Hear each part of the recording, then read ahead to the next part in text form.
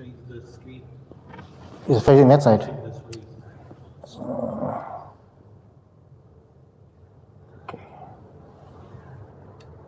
Alright. Inshallah, shukran. I hope the other people now on the YouTube pick up. Inshallah. So then it comes to the ayah number 144. How much time is left? How much time? 16 minutes. قد نرى تقلب وجهك في السماء فلنولينك قبلة ترضاها فول وجهك شطر المسجد الحرام. So now this is the ayah that speaks about the changing of the qibla. So they say قد نرى تقلب وجهك في السماء. So the ayah, the first ayah that has made nas of the first ayah to be abrogated. Abrogated means to be erased, the ruling to be erased, was this ayah. Why? Because they were first ordered to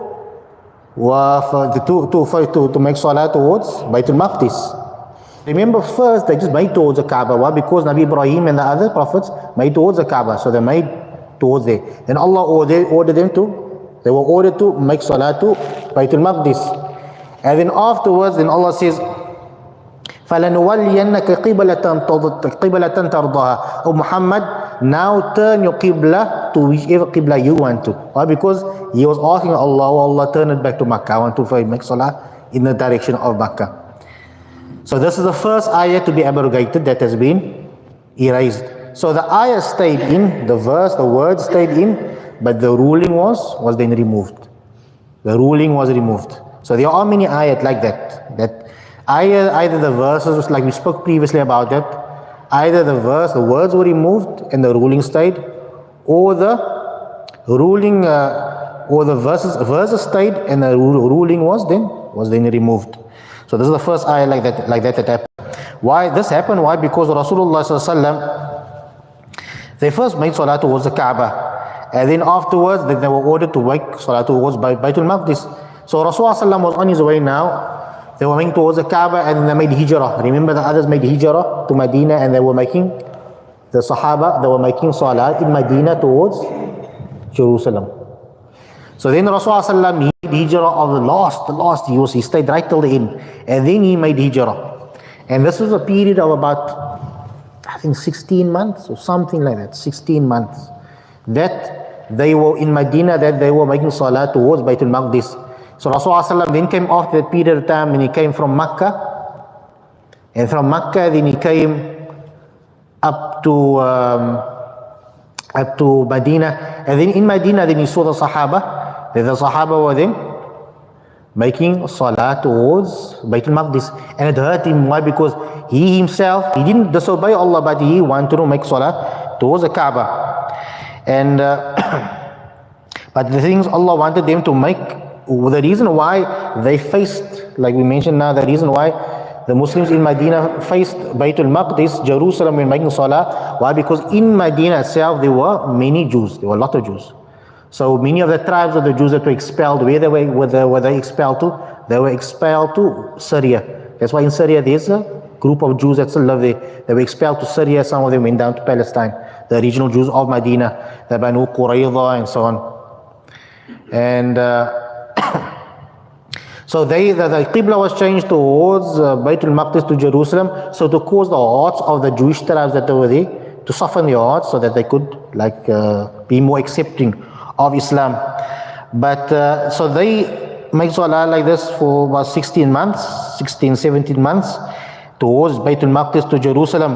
But Rasulullah, he wanted to turn back towards the Kaaba, because that was the Qibla, and that was the direction that his fathers, Nabi Ibrahim, that they made salah towards. And then Rasulullah, then when he came to Medina and he saw this, then he said to Jibreel, he said, وَدِدْتُ لَوْ حَوَّلَنِي اللَّهُ إِلَى الْكَعْبَةِ فَإِنَّهَا قِبْلَةُ أَبِي Ibrahim. So he said, Rasulullah said to Jibreel, oh Jibreel, I would really love to turn the Qibla back towards the Kaaba, because that was the Qibla of my fathers and Nabi Ibrahim. Then Jibreel said, إِنَّمَا أَنَا عَبْدٌ مِثْلُكَ وَأَنْتَ كَرِيمٌ عَلَى رَبِّكَ. He said, then Jibreel said to Rasulullah, oh Rasulullah, I am someone just like you, but you have a status by Allah. You're saying that you have a status, I can't come close to you, have a status. So he said, O Rasulullah, you ask, فَسَلْ أَنْتَ رَبَّكَ فَإِنَّكَ عِنْدَ اللَّهِ عَزَّ وَجَلْ بِمَكَانٍ. And Jibreel said to Rasulullah, O Muhammad Sallallahu, you ask Allah because you have a high station by Allah. And this comes many a times. That's why sometimes we will say, no, don't ask somebody else to make dua for you. You make dua yourself. Allah can hear you. Yes, Allah can hear you. But just like this, in many other situations, with Umar al-Anu, with our... I use it rather the data, my phone data. So he said, so every person's dua is not the same. Every person's dua is different. So here, Jibreel said that, oh Muhammad, you ask Allah because you have a high station by Allah. So then Jibreel then returned to Allah, and then in that time that Rasulullah was hoping and wishing that if Jibreel should return back to him, that he was going to give him good news.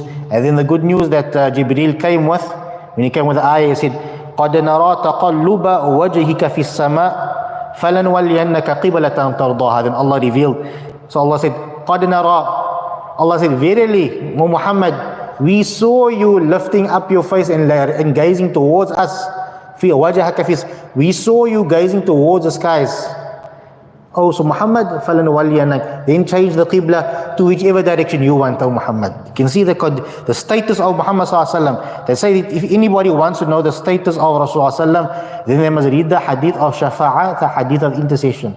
That shows the status of Muhammad Sallallahu, that there is no creation that is close to Rasulullah. That there will be trillions of creation will make sujood. Then what the hadith of Shafa'ah in short will come, all of creation will be in sujood. Allah will order everybody, and everybody will prostrate except the one that didn't make his salah. So everybody will prostrate, and Allah will say, and that will be the greatest celebration of the birth of Rasulullah. Why? Because to show whose status, who this person is. And Allah will say, oh, Ya Muhammad, irfa' ra'sak. Oh Muhammad, raise your head now.